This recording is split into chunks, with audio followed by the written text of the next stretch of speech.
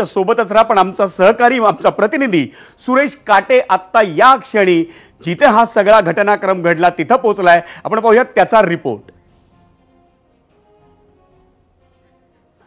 सुरेश, नेमकी ही घटना कुठे घडली आणि काय घडलं त्या क्षणी?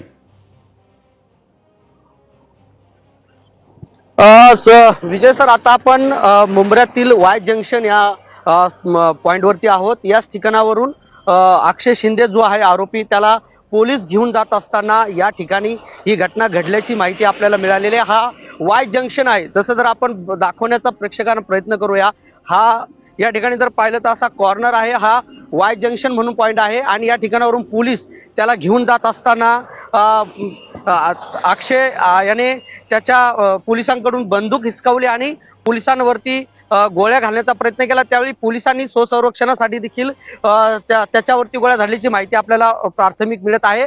मात्र आता काही वेळापूर्वी देखील मुंब्र्यामध्ये ही घटना झाल्याच्या नंतर फटाके फोडण्यात आलेले आहेत. बदलापूरमध्ये देखील फटाके फोडण्यात आलेले आहेत. त्यामुळे नागरिकांमध्ये या प्रकरणामुळे उत्साह निर्माण झालेला आहे. कारण की त्या घटनेच्या दिवशी जवळपास 10 तास रेल रोको आंदोलन झालं होतं आणि त्यावेळी त्यांनी अक्षयला फाशी द्या अशी मागणी केली होती. आणि आज जो एन्काउंटर झालेला आहे त्यामध्ये बदलापूरमध्ये फटाके फोडण्यात आलेले आहेत आणि आता काही क्षणापूर्वी मुंब्र्यामध्ये देखील फटाके फोडण्यात आलेले आहेत आणि या वाय जंक्शन परिसरामध्येच ही घटना झाल्याची आपल्याला माहिती मिळत आहे. विजय सर,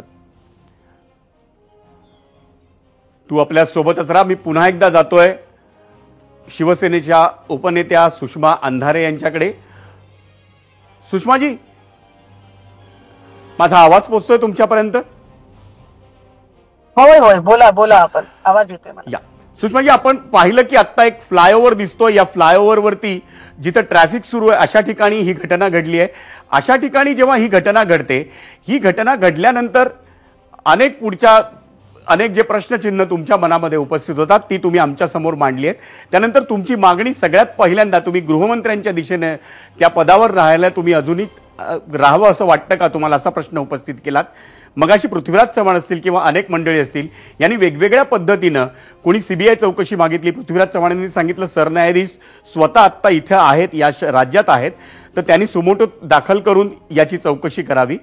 तुम्हाला याच संदर्भात आणखी पुढची कुठल्या स्तरावर चौकशी व्हावी असं वाटतंय? मी आपल्या निवेदकाचं सगळं तिकडचा वृत्तांत ऐकत होतोय आणि त्या वृत्तांतात ते असं म्हणाले की फटाके फोडले जात आहेत. तर हे फार स्वाभाविक आहे. लक्षात घ्या, कुठलाही बलात्कारी असेल, गुन्हेगार असेल, त्याच्या प्रती लोकांच्या मनात कमालीची तिरस्काराची भावना असणं आणि त्या तिरस्काराच्या भावनेतनं त्याच्या प्रतिक्रिया येणं फार स्वाभाविक आहे. आणि कदाचित त्याला ती शिक्षा झाली असती ना, म्हणजे न्यायालयाने त्याला फाशीची शिक्षा दिलीये, तर माझ्या सुद्धा याच भावना राहिल्या असत्या. आई म्हणून मला सुद्धा हेच वाटलं असतं. परंतु प्रोसेस फॉलो नाही झाली आणि ज्या पद्धतीने संशयास्पद ते एन्काउंटर झालंय, यावरून मी मगाशीही म्हटलं की या सगळ्या प्रकरणाची सीबीआय चौकशी झाली पाहिजे. उच्च न्यायालयीन उच्चस्तरीय एखादी समिती त्यासाठी गठीत झाली पाहिजे. या सगळ्या पोलीस कर्मचाऱ्यांचं तात्काळ निलंबन होणं आणि संबंधित असणारे सगळे घटक त्यांच्या नार्को टेस्ट होणं फार गरजेचं आहे. मी वारंवार असं सांगते की प्रश्न फक्त एका केसचा नाही. मगाशी मी ऍडव्होकेट उज्ज्वल निकम यांची एक प्रतिक्रिया ऐकत होते. उज्ज्वल निकम असं म्हणाले की अशा प्रकरणात फार स्वाभाविक आहे की एखाद्या व्यक्तीला स्वतःचा जीवच घ्यावासा वाटतो आणि त्याने स्वतःवर गोळ्या झाडून घेतल्या. उज्ज्वल निकम यांनी किती घाईघाईने प्रतिक्रिया दिली की अक्षय शिंदेने स्वतःवर गोळ्या झाडून घेतल्या. म्हणजे भाजपचे प्रवक्ते काय तत्परतेने पुढे येतात आणि काय तत्परतेने काही नॅरेटिव्ह सेट करण्याचा प्रयत्न करतात, हे फार उल्लेखनीय आहे.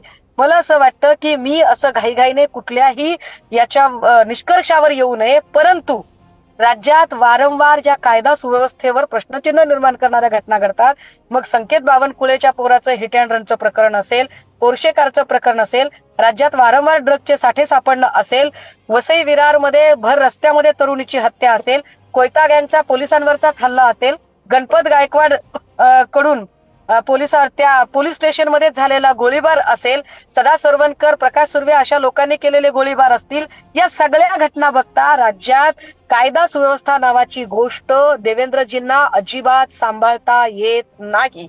सबब देवेंद्रजींनी खुर्चीचा मोह सोडावा. 2.5 वर्ष जो खुर्चीसाठी अख्ख्या महाराष्ट्राचं जे त्यांनी वाटोळं करून ठेवलं, अख्ख्या महाराष्ट्राच्या लॉ अँड ऑर्डरचे पाक म्हणजे धिंदवडे निघाले.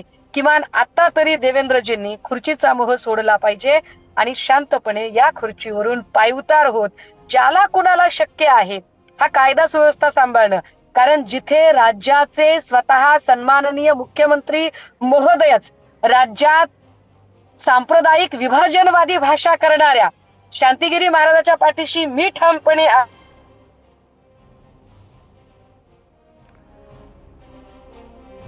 आपला संपर्क हे राज्य अशांत करण्यासाठी किती ताकदीनं प्रयत्न करत आहेत हे आपल्या लक्षात येईल. आणि म्हणून आमची विनंती असेल की देवेंद्रजी कृपया महाराष्ट्रावर उपकार करा. देवेंद्रजी कृपया महाराष्ट्रात कायदा सुव्यवस्था नांदण्यासाठी तरी लेकीबाळींच्या सुरक्षेसाठी आणि महाराष्ट्राच्या सुरक्षिततेसाठी कृपया राजीनामा द्या. कृपया मेहरबानी करा आणि राजीनामा द्या. धन्यवाद सुषमाजी या सविस्तर प्रतिक्रियेबद्दल ज्या आपण एबीपी माझाशी संवाद